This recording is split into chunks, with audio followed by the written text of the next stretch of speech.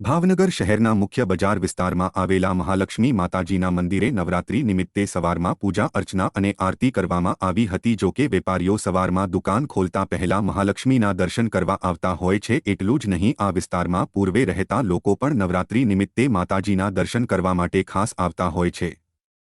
ભાવનગરના વોરા બજારમાં આવેલા મહાલક્ષ્મી માતાજીનું મંદિર પૌરાણિક હોવાથી માતાજીનો શણગાર રોજ અલગ અલગ કરવામાં આવે છે અને તેનો લાભ લેવા માટે પણ મોટી સંખ્યામાં ભક્તો પહોંચી જાય છે। ત્યારે નવરાત્રીના પ્રથમ દિવસે મોટી સંખ્યામાં લોકોએ માતાજીના દર્શન અને આરતીનો લાભ લીધો હતો।